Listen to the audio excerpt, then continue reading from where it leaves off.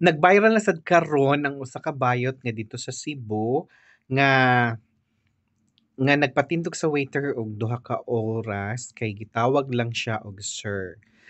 Daghati ang opinyon sa tanang LGBTQ kay we are different naman and we have different perception. So sa ubang mga bayot kung ingnon sila nga sir nga nakabistida, nakainganana, murag uban okay ra. Nasay uban nga di kadawat kay kuno sa ilang kaugalingon babae na sila.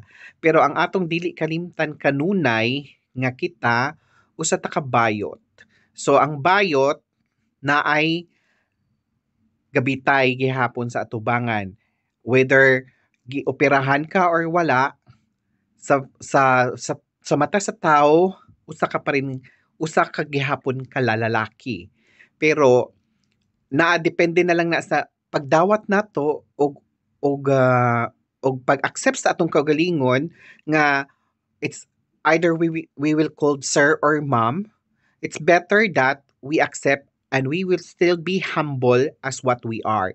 So either tawagin ka ng sir or ma'am, basta i-accept mo na lang kasi that's the opinion of other person. So madato man ta or mapobre, tao lang gihapon ta. So ug unsay masulti sa ubang tao diha kanimo, pasagti sila.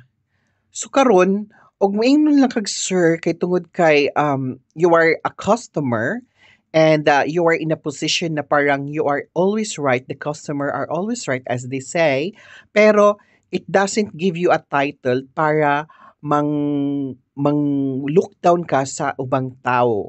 Kaya na siya, nagtrabaho lang na siya.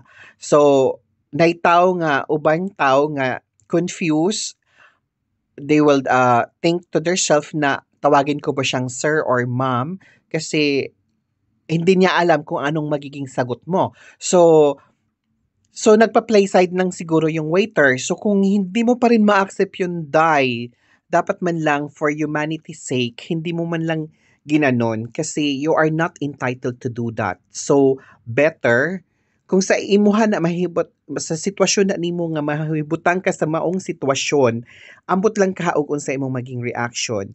So with professionalism, yung waiter talagang parang naging ganun na lang siya in respect siguro kasi ayaw niyang matanggal sa trabaho. Pero you are the person nga you are educated or you have all the money in the world, let's say, but you are still not entitled to do so. So kung ganun ang imuhang pananaw sa imong kagalingon, well, I disrespect you, I disown you as part of the LGBTQ.